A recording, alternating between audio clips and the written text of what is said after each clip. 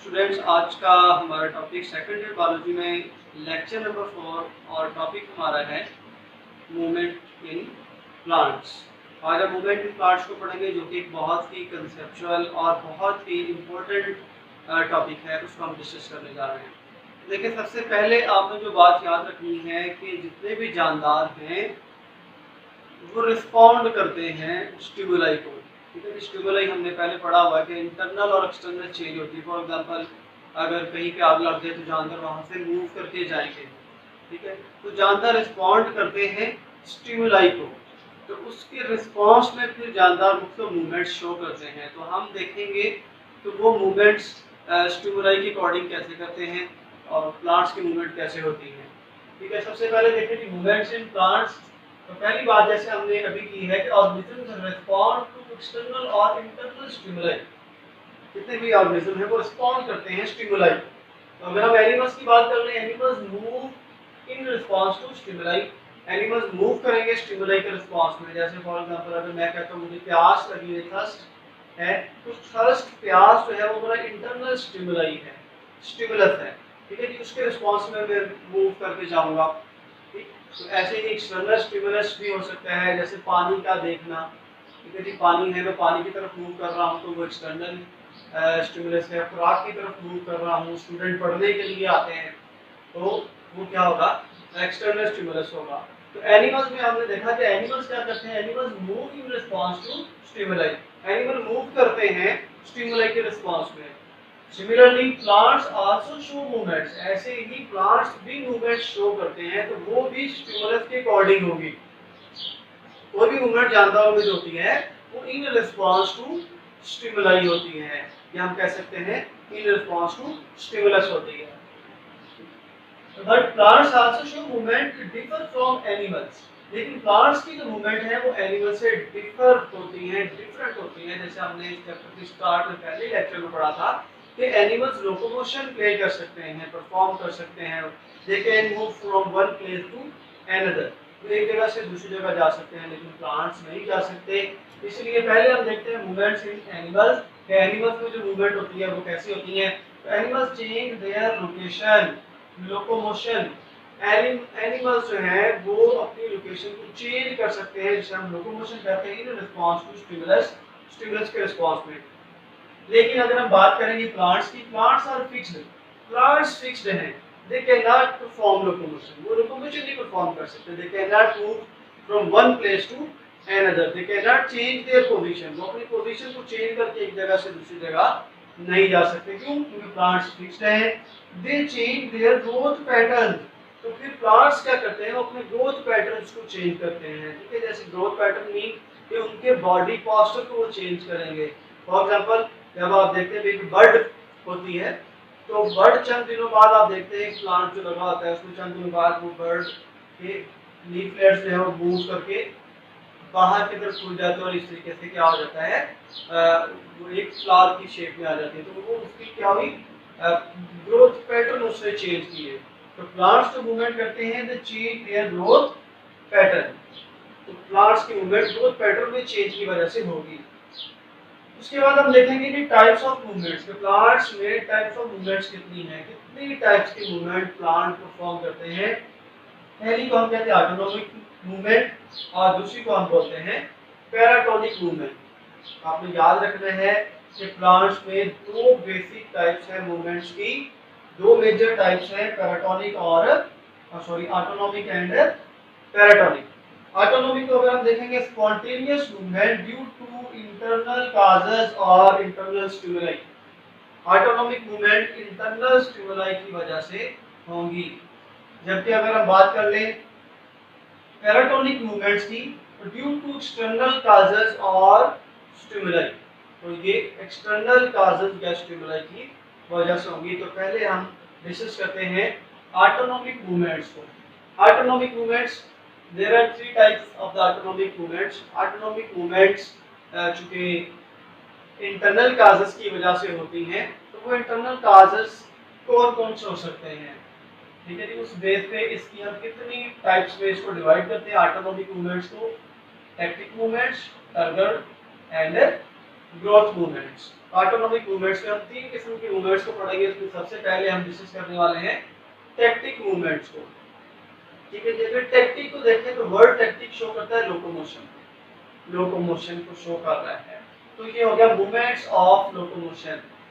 ठीक है जी, तो movements of locomotion, movement of part of cell. आपको पता है कि पार्ट ऑफ सेल में जो साइटोप्लाज्म के अंदर ऑर्गेनेल्स क्या कर रहे होते हैं, they are moving freely from one place to another, वो फ्रीली मूव कर सकते हैं, तो part of cell locomotion perform कर सकते हैं। ऐसे सेल भी जो है वो बॉडी के एक पार्ट से दूसरे पार्ट की तरफ मूव कर सकते हैं, मतलब सेल भी लोकोमोशन को परफॉर्म कर सकते हैं। उसके बाद आगे जी ऑर्गेनिज्म, मूवमेंट ऑफ ऑर्गेनिज्म। लेकिन अभी आप स्टूडेंट जो है वो इस बात पे कंफ्यूज हो जाते हैं कि अभी तो हमने पढ़ा कि प्लांट्स में एज अ होल मूवमेंट नहीं होती ऑर्गेनिज्म की from one place to another. ठीक है जी, तो यहाँ पे हमने लिखा हुआ है मूवमेंट ऑफ ऑर्गेनिज्म। तो ये जो मूवमेंट ऑफ ऑर्गेनिज्म शो कर रहा है, ये जो locomotion as a whole organism की है, this is for the lower plants. ठीक है जी, जो पहले प्लांट्स के अंदर जिनको रखा जाता था, अब उनको प्लांट लाइक प्रोटिस्ट में रखा जाता है, जैसे क्लेमेडोमोनास है, यूग्लिना है। तो ये वर्ड उसके लिए इस्तेमाल हुआ है, आप कह सकते हैं कि ये क्लेमेडोमोनास के लिए इस्तेमाल हुआ है।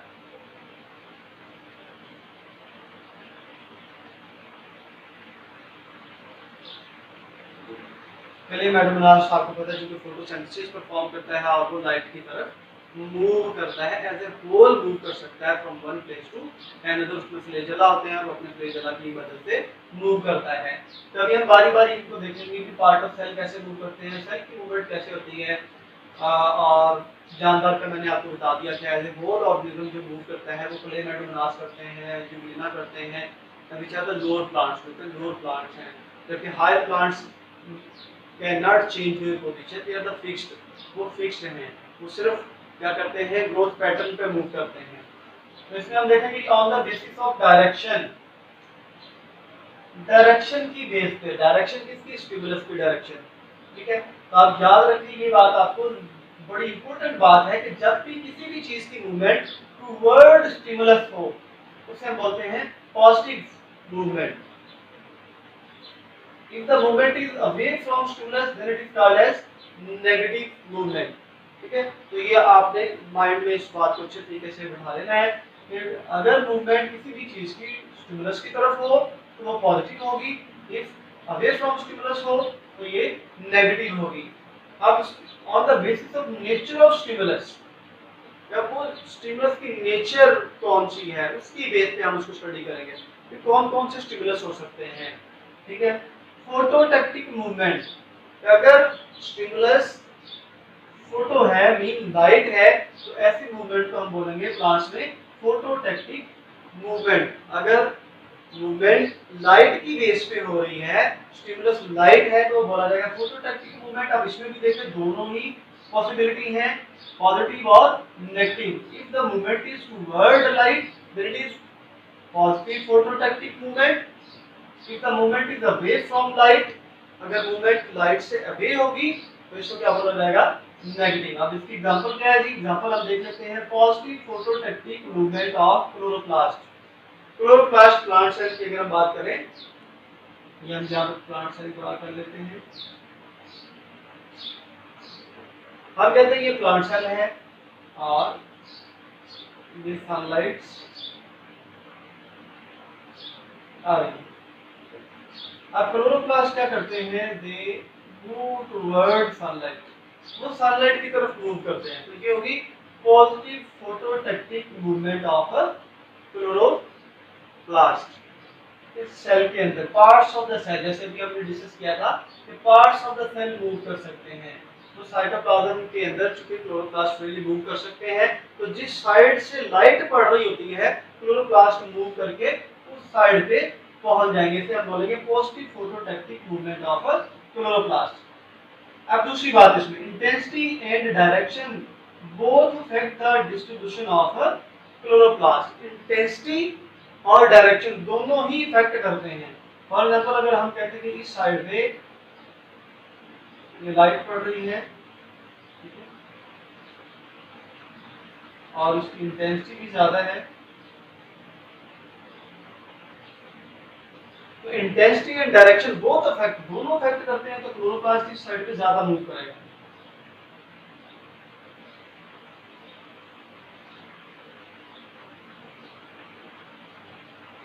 तो इस तरीके से जिस तरफ इंटेंसिटी ऑफ लाइट जिस ज़्यादा है, क्लोरोप्लास्ट मूव करके उधर चले जाएंगे। तो दोनों चीज़ें इफेक्ट कर रही होती हैं, इंटेंसिटी एंड डायरेक्शन। जैसे ये भी आपको क्लोरोप्लास्ट की मूवमेंट शो कर रही है, क्लोरोप्लास्ट बाकी सेल के पार्ट से उस तरफ मूव कर जाएंगे, ठीक है जी। तो passive movement of chloroplast are due to cyclosis. Cyclosis आपको पता है कि साइटोप्लाज्मिक स्ट्रीमिंग हो रही होती है, साइटोप्लाज्म में सारे ऑर्गेनेल्स जो है वो मूव कर रहे होते हैं। तो वो जो साइक्लोसिस है, साइटोप्लाज्मिक स्ट्रीमिंग है, वो हेल्प करती है क्लोरोप्लास्ट को मूव करने में in the direction of light, कि वो लाइट की डायरेक्शन में क्लोरोप्लास्ट मूव करके पहुंच सके। और ये मूवमेंट पैसिव होगी, पैसिव मतलब इसमें कोई एनर्जी यूज नहीं होगी। उसके बाद हम देखें this movement help chloroplast to absorb maximum light for carbon dioxide fixation. अब इस मूवमेंट का जो कि पॉजिटिव फोटोटैक्टिक मूवमेंट हुई है, ये पॉजिटिव फोटोटैक्टिक मूवमेंट अभी हमने देखा क्लोरोप्लास्ट लाइट की डायरेक्शन में मूव करके गए हैं। अब क्लोरोप्लास्ट क्या कर सकते हैं, वो कार्बन डाइऑक्साइड को यहाँ पे फिक्स करके किसमें चेंज कर देंगे, शुगर में चेंज कर देंगे। तो पॉजिटिव फोटोटैक्टिक मूवमेंट का एडवांटेज क्या होगा, इसका एडवांटेज ये होगा कि chloroplast can absorb maximum light, जिस साइड पे मैक्सिमम लाइट है उसको वो मैक्सिमम लाइट को एब्जॉर्ब करेंगे and it will help chloroplast to change carbon dioxide into sugar. और ये क्लोरोप्लास्ट को हेल्प करेगा कि वो कार्बन डाइऑक्साइड को शुगर में फिक्स कर सकते हो। तो इस तरीके से कार्बन डाइऑक्साइड शुगर में फिक्स कर दी जाएगी।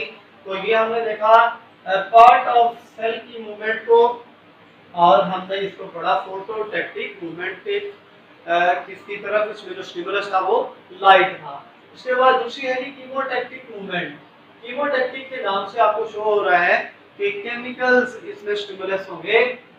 This movement the movement in response to chemicals, अगर वो मूवमेंट जो केमिकल के रिस्पांस पे होगी, टुवर्ड केमिकल होगी तो पॉजिटिव, और अवे फ्रॉम केमिकल हो तो वो नेगेटिव होगी। एग्जांपल इसमें है जी positive chemotactic movement of sperms of liverworts, blossoms and ferns towards archegonium in response to nucleic acid released by ovum। ठीक है, तो ये भी हम देख लेते हैं कि क्या होता है इसमें, कि आपने जैसे पढ़ा हुआ है कि लिवरवर्ट्स, ब्लॉसम्स और फर्न्स जो है, इनमें जो इनका फीमेल रिप्रोडक्टिव ऑर्गन है, फीमेल रिप्रोडक्टिव ऑर्गन जिसका हम आर्चिगोनियम बोलते हैं, ठीक है, ये आर्चिगोनियम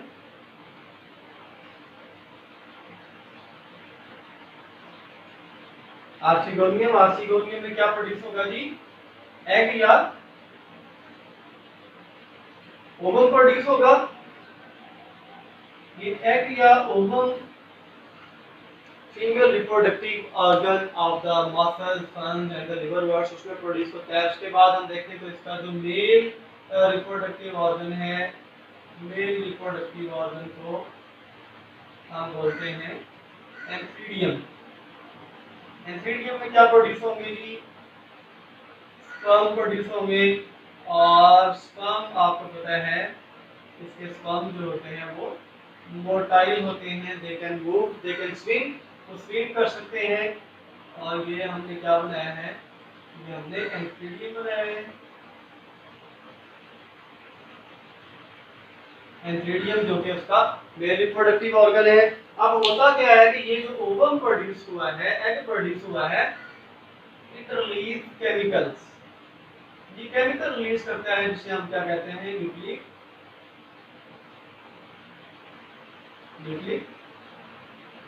एसिड। ये न्यूक्लिक एसिड रिलीज करता है, और एम्फीडियम में प्रोड्यूस होने वाले स्पर्म उस न्यूक्लिक एसिड को, उस केमिकल को डिटेक्ट करते हुए, मूव करते हुए कहां तक पहुंच जाते हैं, ओवम तक पहुंच जाते हैं, और इस तरीके से ये chemotactic movement is performed by the sperm cells. ठीक है, क्योंकि हमारी दूसरी हमने पढ़ा था कि पार्ट ऑफ सेल मूव कर सकते हैं और सेल मूव कर सकते हैं। ये आपको सेल की मूवमेंट दिखाई गई है, क्योंकि केमिकल्स के रिस्पांस में हुई है, तो इसको बोला जाएगा कीमोटैक्टिक मूवमेंट। और इस तरीके से ये हेल्पफुल होती है इनकी फर्टिलाइजेशन में, और फर्टिलाइजेशन का प्रोसेस परफॉर्म कर दिया जाएगा। उसके बाद आ गई जी टर्गर मूवमेंट। तो टैक्टिक मूवमेंट हमारी कंप्लीट हो गई। अब हम पढ़ने वाले हैं टर्गर मूवमेंट्स को। तो टर्गर के नाम से आपको पता चल रहा है कि ये टर्गर प्रेशर की वजह से होंगी। तो due to differential changes in turgor, तो these movements are due to differential change in turgor, कि टर्गर प्रेशर में चेंज की वजह से ये मूवमेंट परफॉर्म होती हैं प्लांट्स में। अब टर्गर प्रेशर कैसे चेंज होता है आपको पता है, loss of gain of water. If you loss and gain of water होगा, अगर वाटर लॉस हो जाए आपको पता है टर्गर प्रेशर कम पड़ जाता है, और कोई भी पार्ट जो है उसमें वाटर गेन कर लिया जाए तो टर्गर प्रेशर ज़्यादा हो जाता है। तो जब टर्गर प्रेशर कम या ज़्यादा होता है तो चेंज ऑफ साइज चेंज हो जाता है। ठीक है, जैसे अगर आप बात कर ले प्लांट स्टेम की, तो टर्गर प्रेशर ज़्यादा होगा तो वो क्या होगा, स्ट्रेट होगा। साइज ज़्यादा होगा, टर्गर प्रेशर कम पड़ जाएगा तो वो ढीला पड़ जाएगा और साइज क्या हो जाएगा, कम पड़ जाएगा। ठीक है, अब हम देखते हैं इसमें स्लिपिंग मूवमेंट्स को। Sleeping movement as an example of the turgor movement, turgor movement की एग्जांपल के तौर पे हम स्लिपिंग मूवमेंट देखेंगे। एग्जांपल उसमें बीन प्लांट इसको शो करते हैं, member of the legume family जो है, लेग्यूमिनस प्लांट्स जो होते हैं जैसे मटर के पौधे जिनकी फलियां होती हैं, ये वाले पौधे इन स्लिपिंग मूवमेंट को परफॉर्म करते हैं। ये मूवमेंट होती क्या है, मूवमेंट क्या है कि raise their leaves in morning. ऐसे प्लांट्स क्या करते हैं, अपने लीव्स को मॉर्निंग टाइम में रेज कर देते हैं, ऊपर को कर देते हैं। ठीक है, and lower their leaves in evening, और अपने लीव्स को इवनिंग टाइम में ये नीचे को कर देते हैं। अभी मैं आपको दिखाता हूं कि ये कैसे होती है मूवमेंट। एग्जांपल यहां पे आप देखें, ये इसका स्टेम आ गया जी,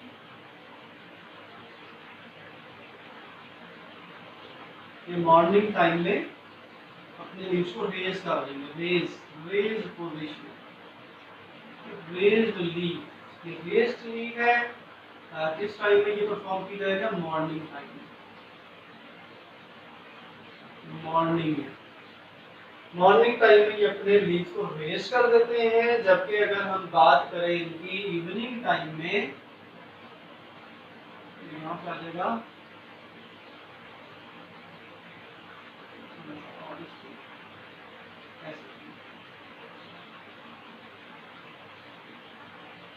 इवनिंग टाइम में ये क्या करते हैं, लो कर देते हैं। ठीक है जी, lower their leaves, lower the leaves in the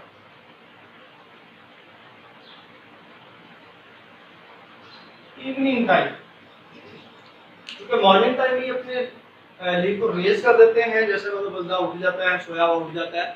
ठीक है, और इवनिंग टाइम में उसको लोअर कर देते हैं, क्योंकि लोअर कर देते हैं इसलिए इन मूवमेंट को हम बोलते हैं स्लीपिंग मूवमेंट। ठीक है, प्लांट्स में आप जहां पर भी देखेंगे तो प्लांट्स में आपको ग्रोथ पैटर्न की ही मूवमेंट नजर आएंगी, एज अ होल मूवमेंट आपको नजर नहीं आएंगी हर प्लांट में।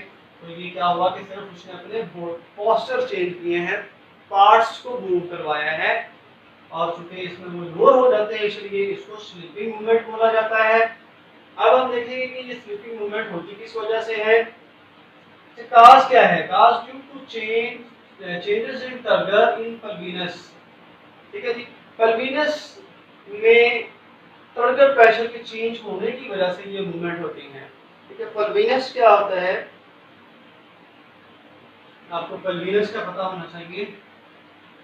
मैं पल्विनस को रेड पॉइंट से शो कर देता हूँ।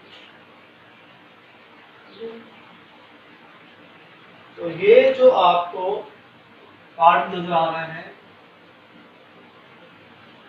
लीफ जिस डंडी से जुड़ा होता है स्टेम के साथ या शूट के साथ, उस डंडी को, उस शूट को, उस डंडी को हम बोलते हैं पेट्यूल।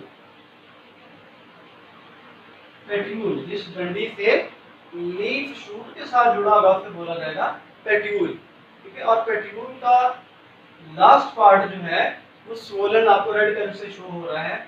ये वाला जो रेड वाला पार्ट है इसका, ये रेड पार्ट जो है ये इसका क्या है, ये पल्विनस है। तो पल्विनस की डेफिनेशन बड़ी इंपॉर्टेंट है एज ए शॉर्ट क्वेश्चन, अभी एक बहुत अहम शॉर्ट क्वेश्चन है। देखिए pulvinus swollen portion of petule at place of attachment of leaf with shoot, ठीक है। swollen portion of the petule at place of attachment of leaf with shoot, leaf जहाँ पे शूट के साथ अटैच है वहां पे जो swollen पार्ट है उसे हम क्या बोलते हैं, उसे बोला जाता है पल्विनस। तो पल्विनस में टर्गर प्रेशर के चेंज होने की वजह से अगर टर्गर प्रेशर पल्विनस में ज्यादा हो जाए, जो कि डे टाइम ज्यादा हो जाता है, तो लीफ रेज पोजीशन में आ जाते हैं। और इवनिंग में पल्विनस में टर्गर प्रेशर कम पड़ जाता है तो लीफ भी क्या हो जाते हैं, वो लोअर पोजीशन में चले जाते हैं, स्लीपिंग पोजीशन में चले जाते हैं। अब हम देखेंगे स्ट्रक्चर ऑफ पल्विनस। पल्विनस का स्ट्रक्चर कैसे होता है और ये कैसे हेल्पफुल होता है, टर्गर प्रेशर उसमें कैसे बढ़ता है और वो स्लीपिंग मूवमेंट कैसे करवाता है, ठीक है जी, उसको हम देख लेते हैं। तो यहाँ पे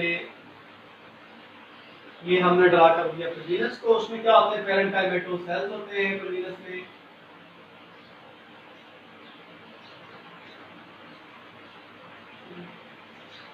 ये आपके पास आता है पेरेंकाइमेटोस सेल्स। उसके अलावा पल्विनस में क्या आता है जी, इसको लेबल कर देते हैं हम।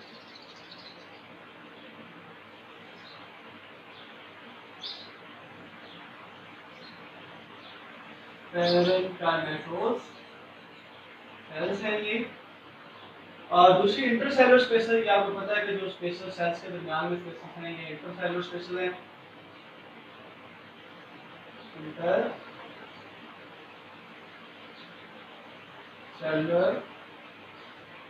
Spaces, intercellular spaces. और तीसरी चीज जो इसमें होती है वो central strands of vascular bundle. तो यहाँ पे क्या होते हैं, वैस्कुलर बंडल्स के स्ट्रैंड्स होते हैं। ये क्या है, ये vascular bundle, vascular bundle, vascular bundle. तो पल्विनस का स्ट्रक्चर है ये जी, हमने पल्विनस ड्रा किया है, उसमें पेरेंकाइमेटो सेल्स होते हैं, large intercellular spaces, intercellular spaces आपको नजर आ रही हैं, तो बहुत ज्यादा इंटरसेलुलर स्पेसेस होती है इसमें, और साथ होते हैं वैस्कुलर बंडल। अब मैकेनिज्म क्या है, ये किस तरीके से स्लीपिंग मूवमेंट करवाता है, इसमें टर्गर प्रेशर कम ज्यादा कैसे होता है। तो देखिए बड़ी सिंपल सी बात है कि ड्यूरिंग द डे टाइम, जब डे टाइम होता है तो वैस्कुलर बंडल से वाटर मूव करता है इनटू द पेरेंकाइमेटो सेल्स। पेरेंकाइमेटो सेल्स के अंदर की तरफ वाटर जाता है जिससे उनका टर्गर प्रेशर इंक्रीज हो जाता है, और टर्गर प्रेशर के इंक्रीज होने से लीव्स वो रेस्ट पोजीशन में आ जाते हैं। But in the night time में आपको पता है कि नाइट टाइम में मोस्टली क्या होता है कि पानी सेल से निकल के कहाँ चला जाता है, स्पेसेस में चला जाता है, यानी कि टर्गर प्रेशर उनका लूज हो जाता है। जब टर्गर प्रेशर लूज हो जाएगा तो उससे क्या होगा, लीफ स्लीपिंग पोजीशन में आ जाएंगे, ठीक है जी। अब इसका mechanism, turgor pressure in pulvinus decrease, जब टर्गर प्रेशर पल्विनस में डिक्रीज हो जाए, जो कि शाम को होता है, इवनिंग टाइम होता है, तो लीफ किस पोजीशन में होंगे, sleeping position. Plants lower the leaves, such plants lower the leaves, ऐसे प्लांट्स जो कि हमने पढ़ा कौन से प्लांट होते हैं, लेग्यूम प्लांट्स होते हैं, ये लोअर द लीव्स, अपने लीव्स को लोअर पोजीशन में ले जाते हैं। और turgor pressure in pulvinus increase, अगर पल्विनस में टर्गर प्रेशर इंक्रीज हो जाए तो raise the leaves horizontal position, तो ये अपने लीव्स को रेज कर देते हैं, हॉरिजॉन्टल पोजीशन में ले जाते हैं। तो होप सो कि आपको इस टॉपिक की अच्छे तरीके से समझ आ चुकी होगी, और एक बड़ा इंपॉर्टेंट टॉपिक है। अगर आपको मज़ीद इसमें कोई क्वेश्चन पूछना है तो आप कमेंट सेक्शन में पूछ सकते हैं। थैंक यू, अल्लाह हाफिज़।